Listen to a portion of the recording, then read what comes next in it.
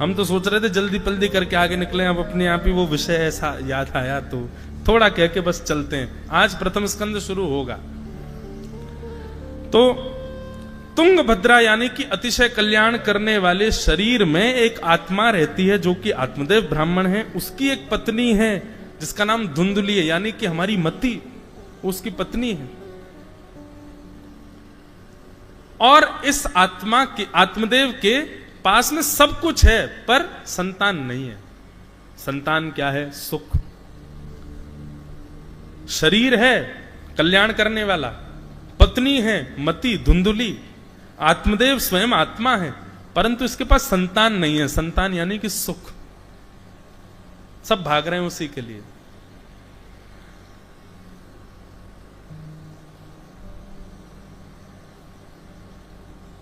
अतिशय कल्याण करने वाले तन के अंदर रहने वाले आत्मदेव का कल्याण क्यों नहीं हो रहा है?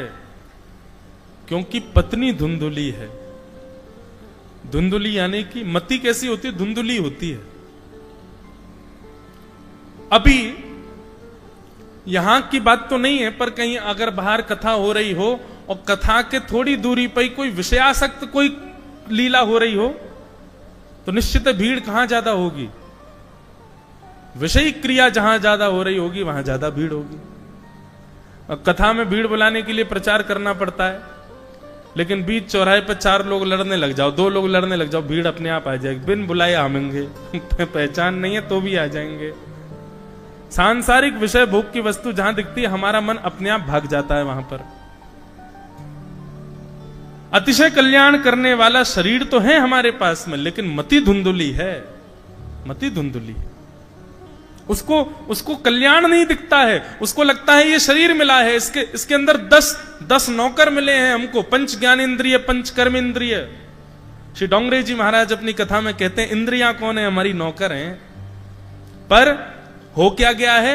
संसार के विषयों में आसक्त होते होते हम ऐसे हो गए हैं, हम नौकर बन गए हैं और ये 10 की 10 हमारी महारानी बन गई हैं। डोंगरे जी महाराज कहते तो धुंधुली क्या सोचती है?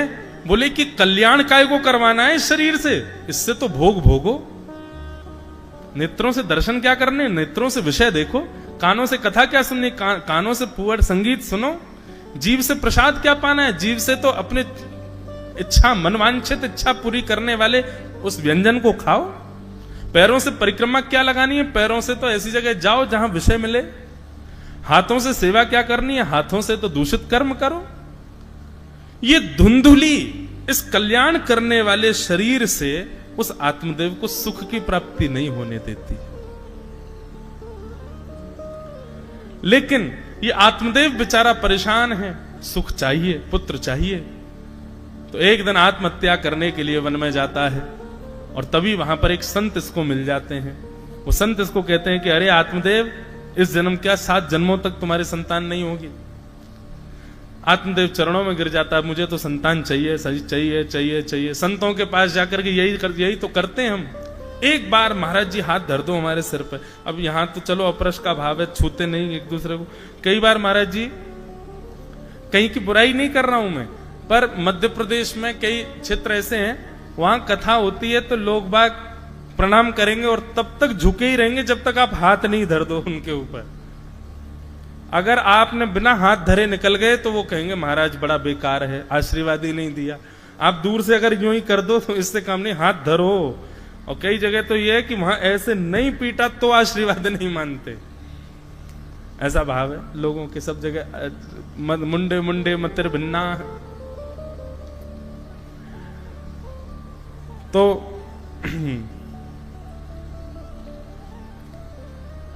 संतों के पास जाके हम क्या मांगते हैं? यही तो मांगते हैं कि सुख दो। ऐसा कुछ बताओ महाराज जी हमारे जीवन में सुख आवे। आत्मदेव जी को संत ने मना कर दिया, तेरे 7 जन्मों तक संतान नहीं है। अरे बढ़िया भजन करो ठाकुर जी का, दोनों पति पत्नी मिलकर के। बंधु एक बात सदैव याद रखना, ठाकुर जी यदि मनवांछित इच्छा पूरी कर दें तो उनकी कृपा, और यदि मनवांछित इच्छा पूरी ना करें तो समझो उनकी विशेष कृपा।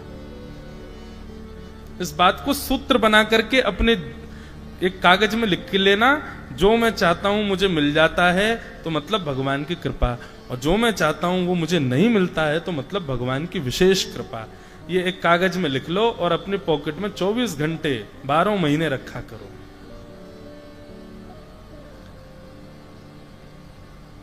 हितैषी व्यक्ति होता है ना, वो आपको उस वस्तु को भोगने से रोकेगा जो आपके लिए उचित नहीं है। और जिस व्यक्ति को आपके हित का भाव नहीं है, आप उससे कहोगे मुझे ये खाना है, मुझे ये पीना, वो कहेगा हाँ हाँ लो खाओ, लो पियो, खूब खाओ, खूब ठूस लो, भर लो अपने अंदर। लेकिन हितैषी व्यक्ति आपको रोकेगा, आपको डांट भी देगा, आपको फटकारेगा और पूर्ण प्रयास करेगा कि आप उस तरफ ना जाओ। ठाकुर जी हमारे हितैषी हैं, शुभ चिंतक हैं। कोई वस्तु मांगने पर यदि नहीं मिले तो समझो ठाकुर जी ने हित जान करके नहीं दी है, और चाहे मांगने पर मिल जाए तो समझो कि हाँ इसमें हित था इसीलिए प्राप्त हो गई है। आत्मदेव जी को संतान नहीं थी, इस बात से वो बड़े विचलित थे। अरे ठाकुर जी का प्रसाद मान लो कि तुमको हम ज्यादा भार देना ही नहीं चाह रहे, अकेले पति पत्नी भजन करो, पर नहीं, हमको तो भार चाहिए, हमको संतान चाहिए। आत्मदेव जी नहीं माने। तब उस संत ने अपने कमंड झोली से एक फल दे दिया और कहा कि जाओ अपनी पत्नी को खिला देना। आत्मदेव जी ने आकर के पत्नी को फल खिला दिया। कुछ 1 वर्ष के नियम थे, वो नियम पालन करने को कहा, पर वो तो ठहरी धुंधली, उसने कुछ फल वल नहीं खाया। बांझ गैया को फल खिला दिया और स्वयं मायके चली गई। कह गई कि फल खाया है ना, अब आप तो अकेले हैं, मेरी सेवा कर नहीं पाएंगे, अब मैं मायके में रहूंगी, वहां मेरी बहनें मेरी सेवा करेंगी, जब बालक हो जाएगा तब आऊंगी। आत्मदेव जी बोले वाले ब्राह्मण भेज दिया पत्नी को। 9-10 महीने के पश्चात धुंधुली अपनी एक सहेली के बालक को लेकर के आई और आकर के नाम आत्मदेव जी को बता दिया, ये मेरा पुत्र है। सहेली को बहुत सारा धन दे दिया था। आत्मदेव जी बड़े प्रसन्न हो गए। नामकरण संस्कार होने लगा। नारायण नाम सोचा था। धुंधुली ने मना किया, मेरा नाम धुंधुली, बेटे का नाम धुंधुकारी। यथा नाम तथा गुण। नाम बंधुओं सदैव ब्राह्मणों से पूछ करके, संतों से पूछ करके, वेद और पुराणों में जो ठाकुर जी के नाम अंकित हैं उन्हीं से संबंधी नाम बालकों का रखना चाहिए। धुंधुकारी नाम रख दिया। आत्मदेव जी तो इतने प्रसन्न थे कि बोले ठीक है जैसी तुम्हारी इच्छा, नाम धुंधुकारी।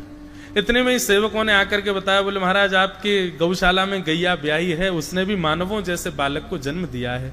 जाकर के देखा तो महाराज एक दिव्य तेज युक्त एक नन्हा सा बालक, कान उसके गैया जैसे हैं। नाम रख दिया गोकर्ण।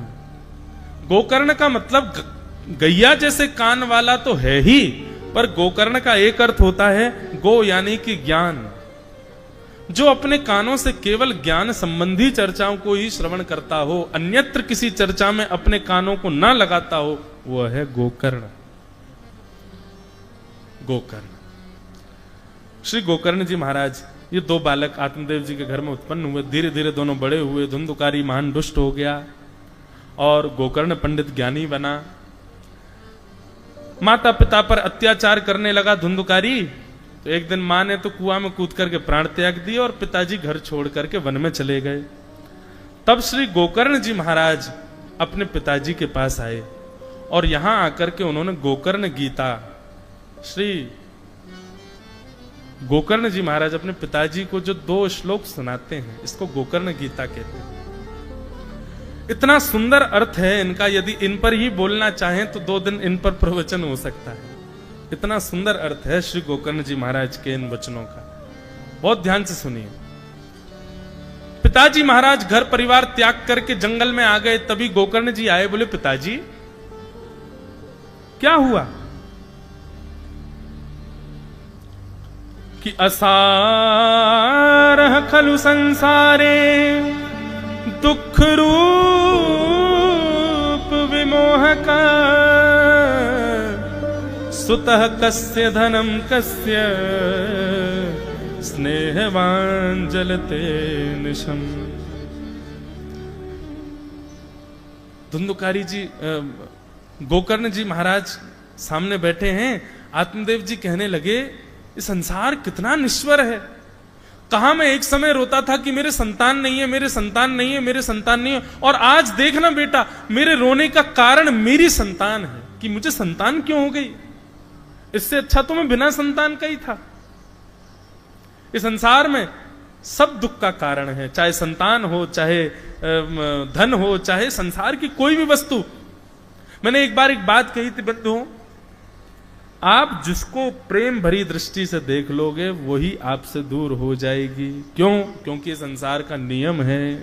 भगवान गीता में एक श्लोक में कहते हैं, जो आपको मिला है वो बिछुड़ने के लिए ही मिला है, इसलिए लेने से पहले ही तैयार रहना कि एक दिन बिछुड़ेगा। केवल एक वस्तु है जो कभी आपका त्याग नहीं कर सकती। क्या? धर्म एको ही निश्चल। निश्चल केवल एक है और वह है धर्म। सूरदास जी कहते हैं, बिन गोपाल को नहीं अपनो। बाकी सब आके चले जाएंगे, लेकिन गोपाल जी एक बार यदि आ गए फिर कभी नहीं जाएंगे, फिर कभी आपका त्याग नहीं कर सकते। तो पिताजी की बात सुनकर के श्री गोकर्ण जी महाराज अब यहां पर ज्ञान उपदेश कर रहे हैं। बहुत ध्यान से, सावधानी से सुनिएगा, बहुत सुंदर बात है। श्रीमद् भागवत के महात्म का सबसे श्रेष्ठ श्लोक है ये। देह स्थिमां सरुधिरे भिमतिं त्यजत्वं जाया सुतादिषु सदा ममतां विमुच पश्यानिशं जगदिदं क्षणभङ्गुनिष्ठम् वैराग्य राग रसिको भव भक्तिनिष्ठः धर्म भजस्व सततं त्यज लोक धर्मान् सेवस्य साधु पुरुषां जहि काम तृष्णाम् अन्यस्य दोष गुण चिंतनमाशु मुक्त्वा सेवा कथा रसमहो नितरां पिबत्वम्। पिताजी, देहे स्थिमां सुरुधिरे भिमतिं त्यजत्वम् अभिमतिं त्यजत्वम्। पिताजी, आपने अभी अभी कहा, असार खलु संसारे दुख रूप विमोह का स्वतः कस्य धनम कस्य। पिताजी, संसार में दुख के कारण पुत्र, धन, पत्नी ये सब नहीं है। तो दुख के केवल दो कारण हैं। क्या? पहला कारण अहमत्व और दूसरा कारण ममत्व। दुखी प्राणियों में दो ही प्रकार के लोग होंगे। पहला प्राणी तो वो दुखी होगा जो अहमत्व में है। अहमत्व मतलब अपने आप को कुछ समझता है, अपने आप को कुछ मानता है, मैं कुछ हूं, ऐसी भावना जिसके चित्त में है वो दुखी रहता होगा। क्यों?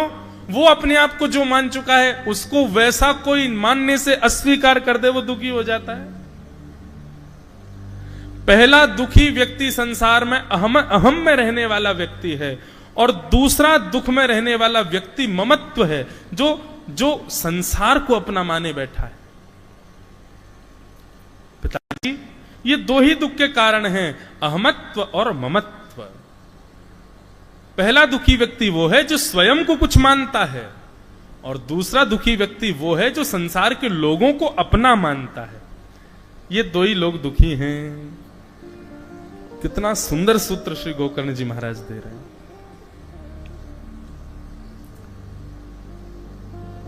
मैं नहीं, मेरा नहीं, यह तन किसी का है दिया, जो भी अपने पास है यह धन किसी का है दिया। अभिमान उस वस्तु का करना चाहिए जो आपके वश में हो, पर जो आपके वश में नहीं है उसका अहम क्यों?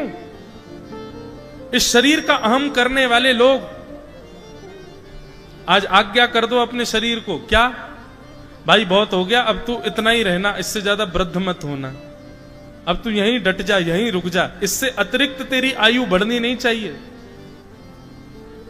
देख लेना 4-5 साल में यदि जैसे हो वैसे ही रहे आओ तो समझ जाना शरीर आपका। मेरा मतलब आपके पर्सनैलिटी से नहीं है कि आप अपने तन को कहो कि देखो महाराज 4 साल पहले जैसा था वैसा अभी भी है।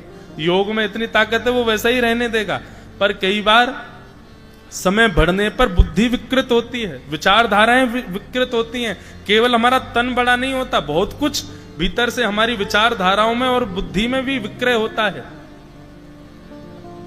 तन यदि आपके वश में है तो आज ही इसको आज्ञा करिए कि तू यहीं रहे, तू ऐसा ही रहे। बुखार आने पर दवाई मत लेना। ए तन, तू मेरा है ना, तू मेरी आज्ञा मानेगा ना। मैंने तुझको दाल चावल खिलाया, आज तो श्रीखंड भी खिलाया तुझको। किस किसने खाया? सबने पाया। खूब आनंद हो रहे हैं महाराज। चकाचक हमारे ब्रज में ऐसे कहें, चकाचक घुटवाए रहो बाबा। सबन को आनंद कराए रहे। तो तन से कह दो भैया तेरे को खूब खिलाते हैं पिलाते हैं, सब आनंद कराते हैं, तू इतनी बात तो हमारी मान ले। क्या? तू वृद्ध मत होना। सुन, ये तू बार बार बीमार मत हुआ कर। बुखार आदि चढ़ जाता है, क्यों चढ़ा लेता है बुखार को? चल उतार इसको। तन मानेगा आपकी बात? नहीं मानेगा। जो आपके वश में ही नहीं है उसका अभिमान क्यों करते हो फिर? मैं नहीं, मेरा नहीं, यह तन किसी का है दिया। जो भी अपने पास है यह धन किसी का है दिया। उसका अभिमान क्यों? जब तन हमारे वश में ही नहीं है तो इससे सारी अहमताओं का त्याग कर दो, शून्य हो जाओ। और दूसरा दुख का कारण क्या है? ममत्व, ममता। संसार के लोगों से जो आपका अपनापन है, ये मेरा है, ये मेरा है। देखते हैं जब हमको 4 लोग उठा करके ले जा रहे होंगे शमशान की ओर, तब आपका तन तो नहीं देख पाएगा पर आप देख पाओगे कि जिन जिन को आपने मेरा मेरा कहा था, एक भी तैयार नहीं हो रहा आपके संग चिता पर बैठने के लिए। हमारे शास्त्रों में कहा जाता है कि जब व्यक्ति की मृत्यु होती है तो उसकी स्थिति क्या होती है? बोले धनानि भूमौ पशवश्च गौष्ठे भार्या ग्रहे द्वारी जनश्मशाने देहश्चितायाम परलोक मार्गे धर्मानुगो गच्छति जीव एक।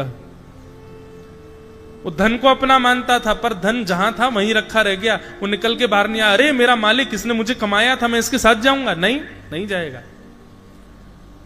पशवश्च गौष्ठे, सारी गाड़ियां आपकी गैराज में खड़ी रह जाएंगी, कोई निकल के नहीं जाएगा। अरे पत्नी तो जाएगी संग में, भार्या ग्रहे द्वारी, घर के द्वार तक जाएगी, जनश्मशाने, लोग जन भी सब केवल और केवल शमशान तक जाएंगे जिन जिन को आपने अपना बताया था। अरे संसार की क्या बात करें, हम संसार को क्यों दोष दें? ये तन भी, ये केवल देहश्चितायाम, ये भी केवल चिता तक संग जाएगा। उसके बाद अग्नि लगने पर यह भी यहीं राख बन जाएगा। आगे की यात्रा कौन करेगा? आपके द्वारा किया गया धर्म ही आपके साथ आगे की आज्ञा करेगा। धर्मानुगो गच्छति जीव एक। कथा सुन रहे हो 1 महीने की? यहाँ 1 महीने की कथा सुनने में जो आपसे धर्म बनेगा, जो आपसे पुण्य बनेगा, जो आपका भजन बनेगा, अंतिम क्षण में सब आपका त्याग कर चुके होंगे, लेकिन यहां सुनी गई कथा का भजन आपके संग जाएगा आगे की यात्रा पर। धर्मानुगो गच्छति जीव एक। यहां किया गया गोदावरी जी में स्नान, ये स्नान से मिलने वाला जो पुण्य धर्म है वो जाएगा आगे। धर्म ही आपके गले में गलवैयां डालेगा और कहेगा बेटा निराश मत हो। बोले अरे इसको मैंने अपना माना था, 5 लाख रुपए उधार दिए, कभी मांगे नहीं, और देखो ये शमशान में मुझे ऐसी निष्ठुर लकड़ियों पे लिटा रहा है। बोले अभी घी भी डालेगा तेरे ऊपर, और देख वो तेरा बेटा पीछे खड़ा है लेकर के डंडा, क्या कपाल क्रिया करेगा, सिर फोड़ के उसमें घी डालेगा ताकि अच्छे से जल जाए। ये सब संसार के लोग हैं। किनको अपना माना था आपने? पिताजी ये दो ही प्रकार के लोग दुखी हैं संसार में, पहले जो स्वयं को कुछ मानते हैं और दूसरे जो संसार के लोगों को अपना मानते हैं। इन दोनों से जो निवृत्त हो जाए, चिदानंद रूप शिवोहम शिवोहम, चिदानंद हो जाए, ना ही अपने तन को कुछ श्रेष्ठ माने, ना संसार के किसी भी संबंध को इतना सीरियसली लेवे। बंधु देखो, आप कहोगे व्यास मंच पर बैठे हो, इतनी बातें बना रहे हो, खुद का भी तो परिवार है है ना? क्यों हम अस्वीकार थोड़ी कर रहे हैं।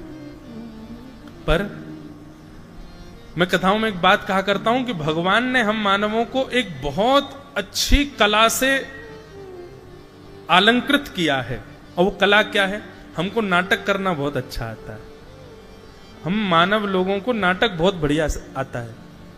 लोग बाग क्यों एक्टिंग सीखने जाते हैं, स्कूलों में सीखने जाते हैं, ऐसा सुना है, पर हम मानवों से बढ़िया कोई एक्टिंग कर ही नहीं सकता। एक्टिंग स्कूल में कभी शेर को जाते हुए देखा, कभी हिरन को जाते देखा? ये सारे जानवर जो है ना, ये आपके कहे नाच लेंगे, ये आपके कहीं सब क्रियाएं कर लेंगे, लेकिन वो भी भय से करेंगे, वो भी रोटी मिलेगी इसलिए करेंगे या किसी और भाव से, लेकिन उनकी मुखाकृति वैसी नहीं बनती है। हम लोग तो बड़े चतुर हैं महाराज, एक्टिंग करने में बड़े आगे हैं। संसार में जिसको भी आप अपना स्वीकार कर रहे हो, या संसार में जो भी प्रारब्धवश आपका बन गया है, उसके साथ केवल और केवल अभिनय कीजिए, अभिनय करो। और अभिनय भी कैसा?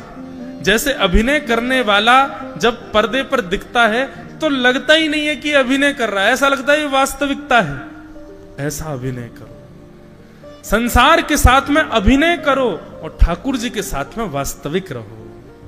उल्टा हो रहा है अभी, हम ठाकुर जी के सामने तो अभिनय करते हैं और संसार के साथ में वास्तविक रहते हैं, इसीलिए दुखी हैं। यही परिवर्तन कर दो। गोपाल जी के सामने जाओ, दत्त प्रभु के सामने जाओ, संत जनों के सन्मुख जाओ, तब अपने वास्तविक रूप में आ जाओ, ये मेरी वास्तविकता है। और जब संसार में जाओ तो वहां जाके अभिनय करो, वहां जाके बढ़िया नाटक करो, दिखाओ कि हाँ हम तो सब संसारी हैं। अभिनय, आप सुखी हो जाओ, आपसे ज्यादा सुखी कोई नहीं संसार में। फिर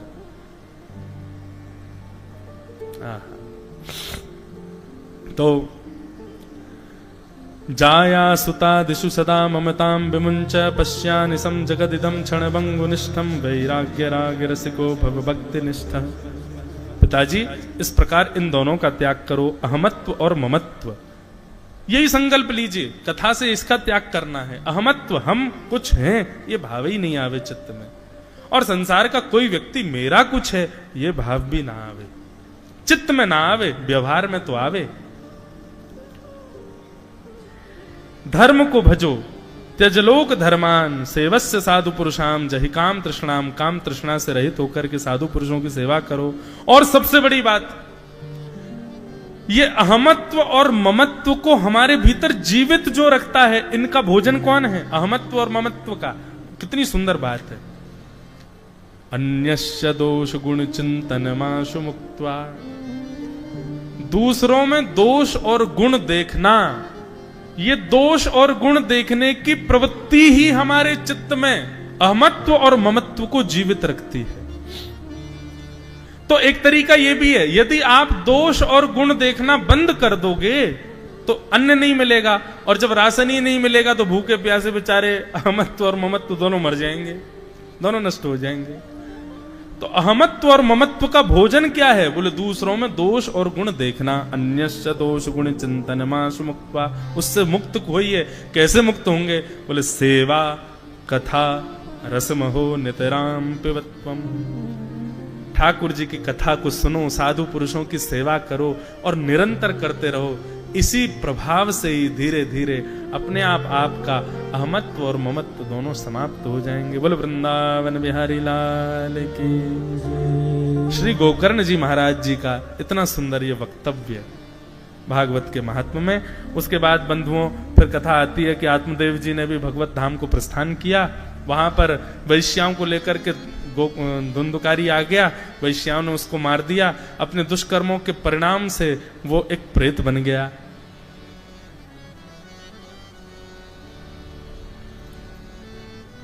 एक बहुत सुंदर पद है, भजन बिन नर मर गट के भूत, भजन बिन नर मर गट के भूत। गाओ। भजन बिन नर मर गट के भूत कौन बनता है? मृत्यु तो हम सबकी होनी है, पर मृत्यु हो जाने के बाद जो भूत दिखाई देते हैं, लोग कहते हैं भूत होते हैं, प्रेत होते हैं। ये भूत प्रेत बनता कब है व्यक्ति? इस पद को सुनो। इस पद में जो जो बातें बताई जा रही हैं, उन्हीं भावों से भूत बनता है। सबसे पहला भाव, जो व्यक्ति जीवन में कभी भजन नहीं करता, ठाकुर जी का आराधन नहीं करता, मरने के बाद निश्चित है भूत बन जाएगा। अच्छा एक बात बताएं, मरने के बाद भूत बने ये तो बात की बात है, पर भजन ना करने वाला व्यक्ति तो जीवित ही भूत जैसा दिखाई देता है। भजन साधन ना करने वाले व्यक्ति को कभी मिलो, संत महापुरुषों को जो प्रणाम करना ना जानता हो, सुंदर दिव्य नदियों में स्नान करना ना जानता हो, मंदिरों में प्रणाम करना ना जानता हो, कथा सुनना ना जानता हो, ऐसा व्यक्ति कैसे लगता? आपको कैसा लगता? मुझे तो उसमें ऐसा नहीं कि मैं उसमें दोष दिख रहा हूं, पर वो तो ऐसा लगता है कि जीवित ही भूत जैसा है। इसलिए भैया जो भजन नहीं करता, मृत्यु के बाद निश्चित है कि वो भूत बनेगा। इसीलिए भजन से डरते हैं भूत। भजन कोई कर रहा हो तो भूत भाग जाते हैं। क्यों भाग जाते हैं? क्योंकि उन्होंने कभी किया नहीं, इसलिए उनका अधिकार नहीं है भजन में। भजन बिन नर मर गट के भूत, भजन बिन नर मर गट के भूत। श्यामा श्याम रटे रसनासो, श्यामा श्याम रटे रसनासो, श्यामा श्याम रटे रटनासो, श्यामा श्याम रटे रसनासो। तिनको जान सबूत, तिनको जान सबूत। भजन बिन नर मर गट के भूत, भजन बिन नर मर गट के भूत, भजन बिन नर मर गट के भूत, नर मर गट के। बिन हरि भजन करम सब अकरम, बिन हरि भजन बिन हरि भजन करम सब अकरम, बिन हरि भजन करम सब अकरम। आठों गांठ कपूत, आठों गांठ कपूत। एक अनन्य भक्ति बिनु कीने, एक अनन्य भक्ति बिनु कीने, एक अनन्य भक्ति बिनु कीने, एक अनन्य भक्ति बिनु कीने। दृग करनी कर तू, दृग करनी। भजन बिन नर मर गट के भूत, भजन बिन नर मर गट के भूत। निस दिन करत कपट छलबाजी, निस दिन करत कपट छलबाजी। यहाँ पर क्या क्या बताया गया? सबसे पहला, जो भजन नहीं करता मरने के बाद वो भूत बन जाता है। दूसरी बात, श्यामा श्याम के मधुर युगल नाम का जो वाचन नहीं करता, निश्चित है वो प्रेत योनि में जाएगा।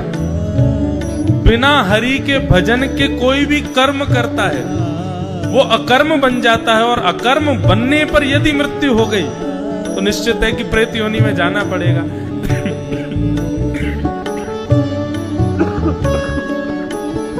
इसलिए प्रत्येक कर्म को भजन के संयुक्त होकर के करो, चाहे वो सांसारिक कर्म ही क्यों ना हो। बिना हरि भजन के कोई कर्म करोगे अकर्म बनेगा, और अकर्म करते ही यदि प्राण निकल गए तो प्रेत योनि में जाना पड़ेगा। एक अनन्य भक्ति बिनु कीने, बिना भक्ति के, अनन्य भक्ति के यदि कोई कर्म करते हैं तो निश्चित है प्रेत योनि में जाना पड़ेगा। और क्या कह रहे हैं?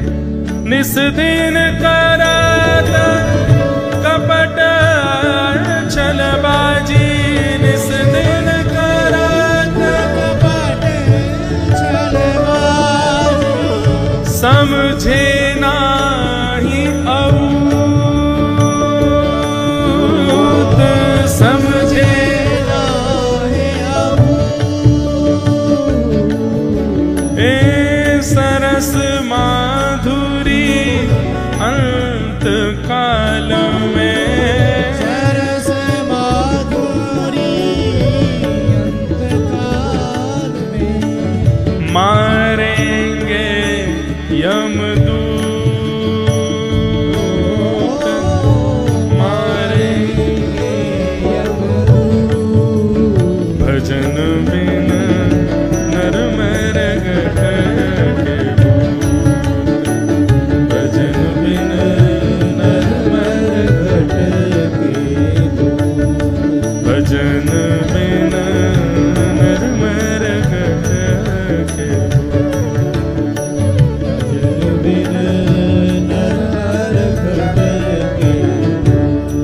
श्री सरस माधुरी जी का पद है। वे कहते हैं बिना भजन के, बिना श्यामा श्याम की लीला सुने जो व्यक्ति प्राण त्याग देता है निश्चित है वो भूत ही बनता है। धुंधुकारी प्रेत बना, और प्रेत बनकर के महाराज सबको परेशान करने लगा। गोकर्ण जी को जब ये बात पता चली कि हमारा भाई धुंधुकारी प्रेत बन गया, तो श्री गोकर्ण जी महाराज ने जाकर के गया जी में श्राद्ध किया, बेचारा मुक्त हो जाएगा। पर उसके बाद भी वो प्रेत योनि से मुक्त नहीं हुए।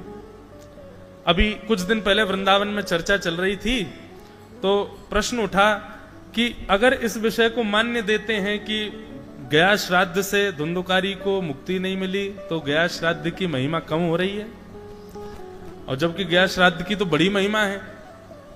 और यहां धुंधुकारी के लिए स्पष्ट लिखा है कि गया श्राद्ध से उसकी मुक्ति नहीं हुई, बल्कि जब गोकर्ण जी आए और धुंधुकारी पर जल छिड़क करके उससे पूछा, तो यहां पर धुंधुकारी भी कहता है कि 100 श्राद्ध कर दो मेरे, तो भी मैं मुक्त नहीं होऊंगा।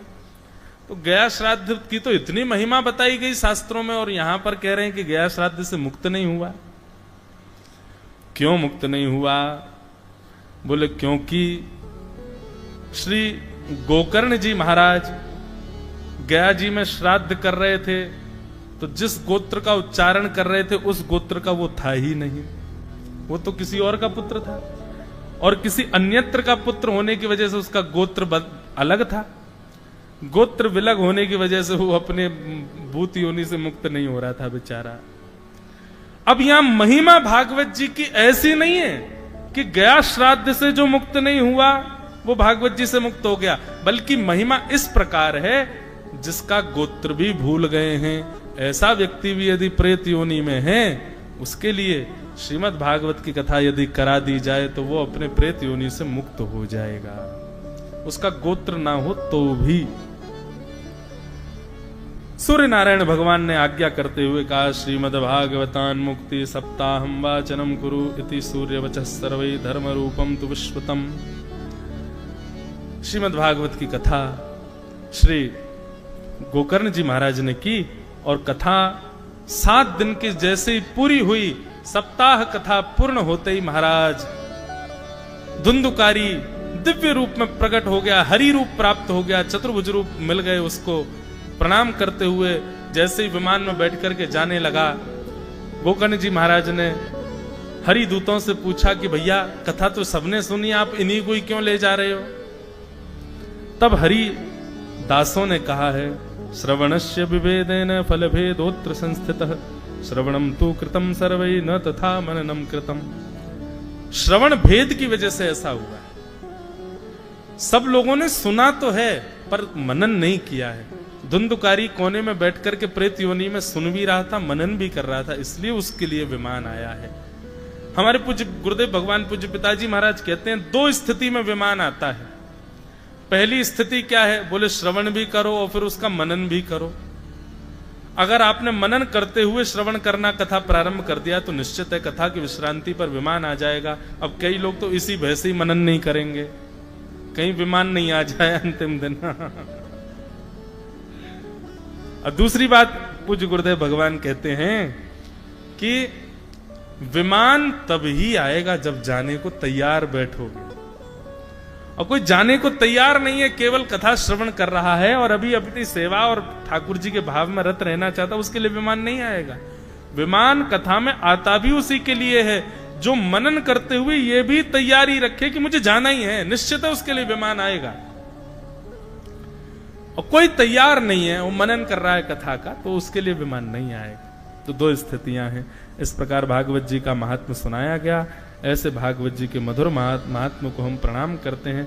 असारे संसारे विषय विषशंगा कुलधिय क्षणार्थम क्षेमार्थम विवत सुख गाथा तुल सुधाम पर किमर्थम व्यर्थम भो ब्रजत कुपथे कुत्सित कथे परीक्षित साक्षी श्रवण गत मुक्त्युक्ति कथने।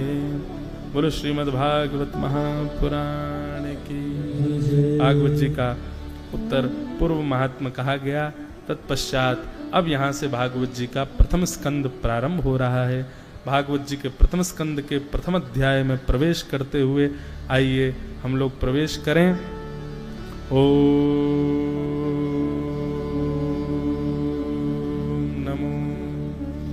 भगवते वासुदेवाय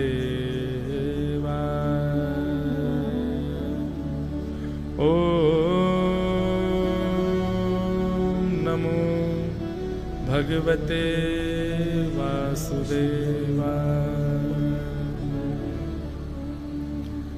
जन्माद्यस्य तोन्वयादितरतः चार्थे स्वविज्ञस्वराट् तेने ब्रह्म हृदय आदि कवये मुह्यन्ति सूरय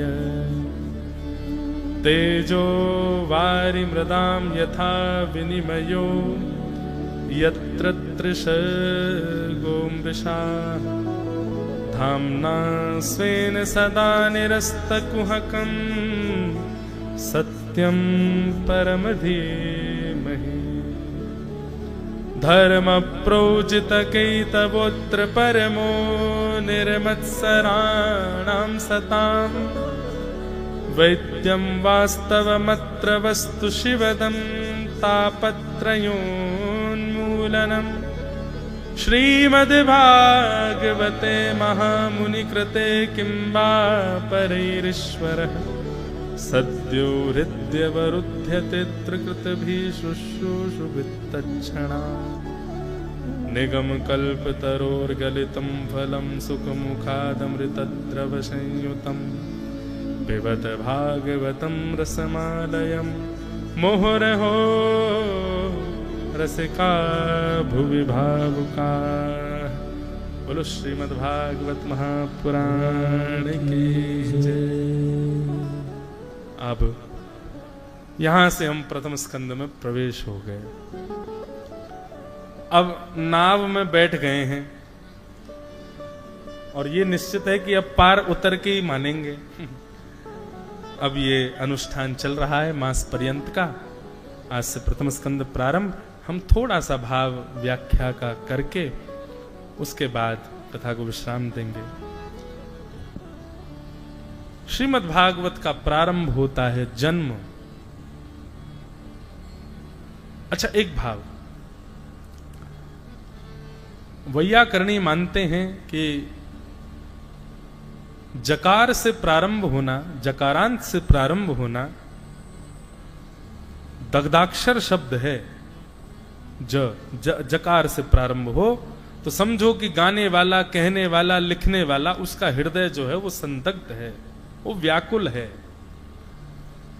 इसीलिए हमारी श्रीमद् भागवत में जहां कहीं भी स्तुति प्रकरण में जकार से प्रारंभ हुआ है तो गाने वाला, बोलने वाले की स्थिति पता चल जाती है। उसके प्रथम वाचन से ज यदि प्रथम शब्द ज निकला है तो मतलब उसका हृदय जो है वो व्याकुल है। जब हिरण्याक्ष पृथ्वी का हरण करके चले गए और ब्रह्मा आदि देवताओं ने जब प्रार्थना की, तब नासिका से बराह भगवान प्रकट हुए। तब व्याकुल हृदय से सब देवताओं ने बराह भगवान की स्तुति गाई और स्तुति गाते हुए कहा, भगवान पृथ्वी का निर्माण हुआ और आते ही राक्षस का हरण करने चला गया, आप कृपा कर।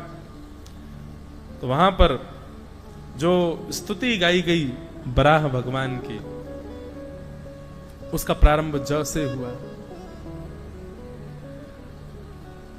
गोपियों ने गोपी गीत गाया, जयति तेधिकम जन्मना ब्रज।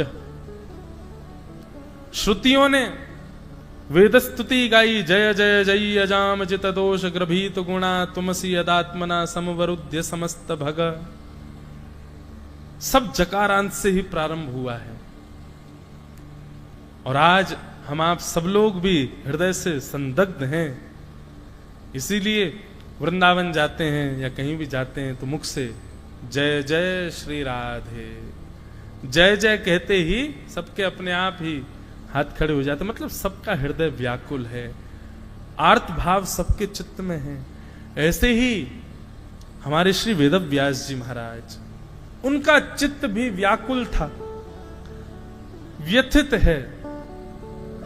जब लिख रहे हैं कलम से श्रीमद् भागवत को, किस लिए व्याकुल है? मानव कल्याण करना चाहते हैं, पर कैसे होगा इसके प्रति व्याकुल हैं। इसलिए मानव प्रार्थना कर रहे हैं अपने व्याकुल हृदय से। इसलिए भागवत का प्रारंभ होता है जन्माद्यस्य तोन्मयादितरतः, जन्म शब्द से, जकार से। भागवत का प्रारंभ भी जन्म शब्द से, हमारा प्रारंभ भी जन्म शब्द से। पर भागवत का विश्राम होता है हरिम परम, परम हरि के चरणार बिंदों में।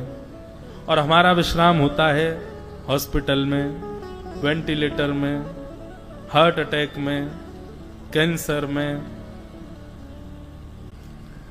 श्रीमद् भागवत का उद्देश्य यहीं पर ही प्रतिपादित हो जाता है। जो मानव जन्म लिया है, जिसने भी जन्म लिया है, उसकी एक ही गति है, उसका एक ही डेस्टिनेशन है, उसका एक ही गंतव्य है। क्या? श्रीमद् भागवत के अंतिम श्लोक का अंतिम अक्षर हरिम परम, परम हरि के चरणार विंद। और वो परम हरि के चरणार विंद कैसे प्राप्त हो, वह प्रयत्न जहां बताए गए हों, वो श्रीमद् भागवत है। हमारा अंत हरि के श्री चरणार विंदों में हो, ये प्रयत्न जहां सिद्ध हो रहे हों, वो श्रीमद् भागवत की कथा। उन प्रयत्नों को जो पूर्ण करा रही हो, वो श्रीमद् भागवत की कथा। इसलिए प्रारंभिक शब्द जन्म है, अंतिम शब्द हरिम परम, हरि के चरणार विंद। जन्माद्यस्य यतोन्वयादितरतः, जो जन्म और मृत्यु के इन भावों से इतर हैं, जो कभी जन्म भी नहीं लेते। कर्तुम कर्तुम अन्यथा कर्तुम समर्थ ईश्वर, जन्म से परे हैं पर जन्म भी लेते हैं, मृत्यु से परे हैं।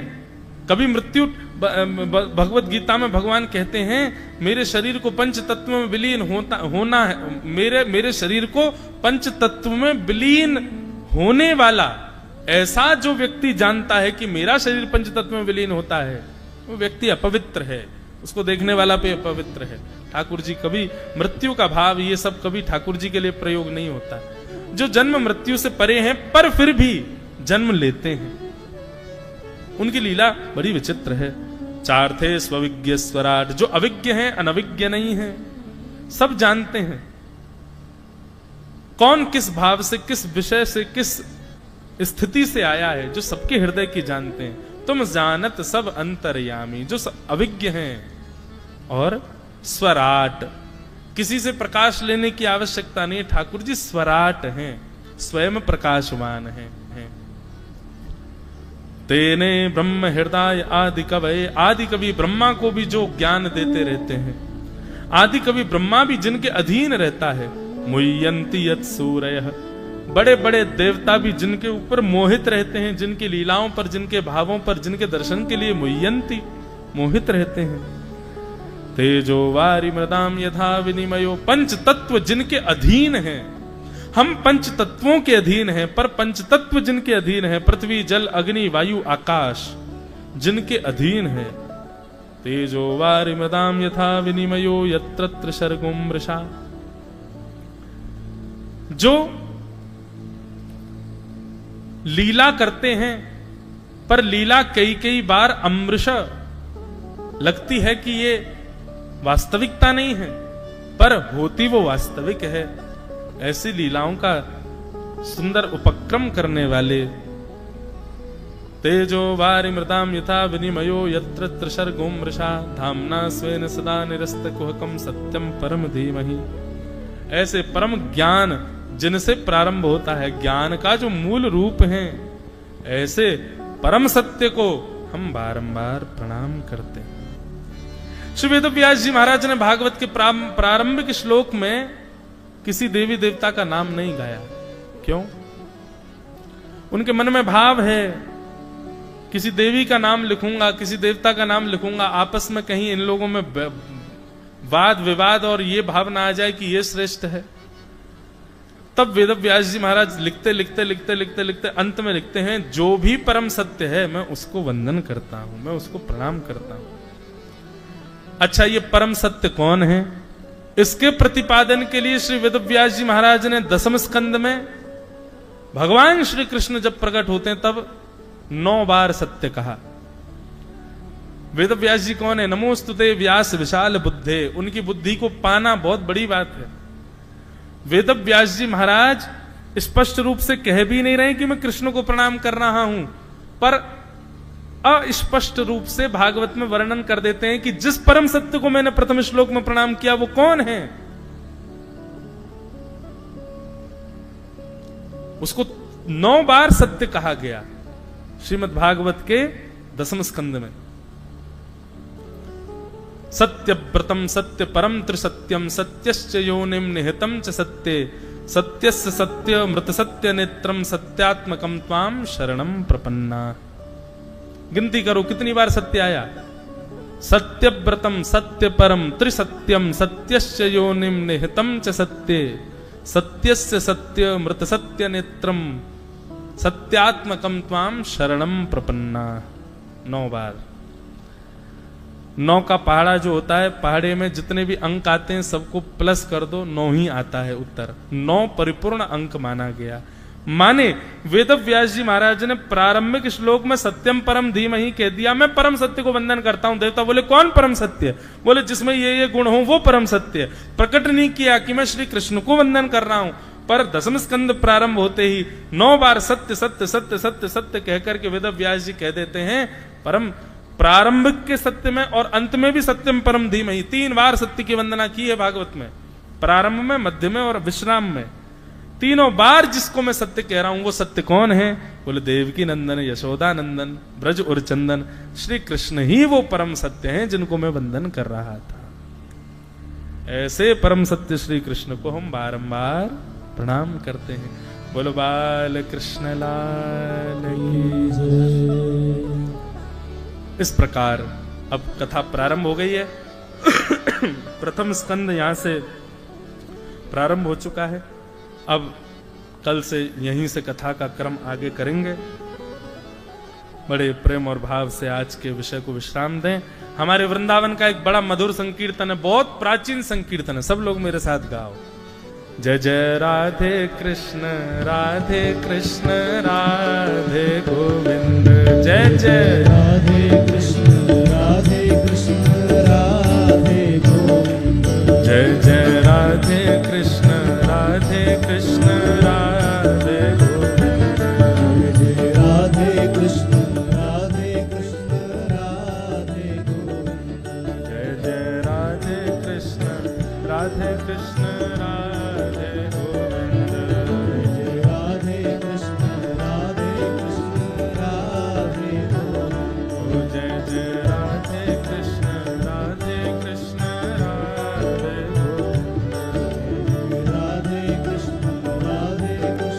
गाइएगा भाव से।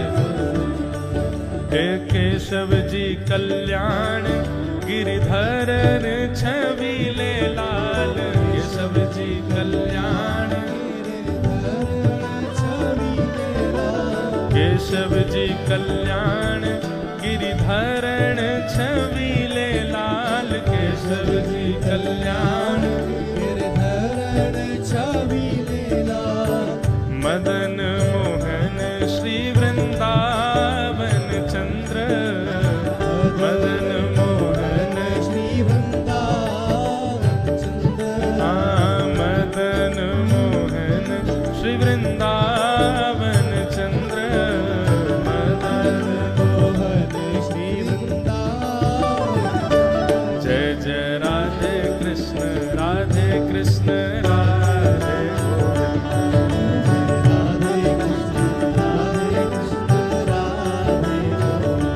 आप लोग क्यों बैठे हैं? देखो नेक्सस लाला कितना बढ़िया संकीर्तन में नृत्य कर रहा है। वाक् गदगदा द्रवते यस्य चित्तम रुदत्त भिक्षणम हसति क्वचिच्च विलज्ज उद्गायत नृत्यते च मद्भक्ति युक्तो भुवनम पुनातु। आप से गाओ, अपने स्थान पर ही रहो। राधे कृष्ण राधे कृष्ण राधे राधे कृष्ण राधे कृष्ण राधे गोविंद। ओ देवकी को छैया बलभद्र जी को भैया लाल, देवकी को छैया बलभद्र जी को भैया लाल, देवकी को छैया बलभद्र जी को भैया लाल, देवकी को छैया बलभद्र जी को भैया लाल। ओ या को मुख देखे ते कटत यम फंद, या को मुख देखे ते कटत फंद, या को मुख देखे ते कटत यम फंद, या को मुख देखे ते कटत यम फंद। जय जय राधे कृष्ण राधे कृष्ण राधे गोविंद, जय राधे कृष्ण राधे गोविंद। ओ जय जय राधे कृष्ण राधे कृष्ण राधे गोविंद, राधे कृष्ण राधे गोविंद। ओ यादवपति जगत राय संतन सदा सहाय, यादवपति जगत राय संतन सदा सहाय, यादवपति जगत राय संतन सदा सहाय, यादव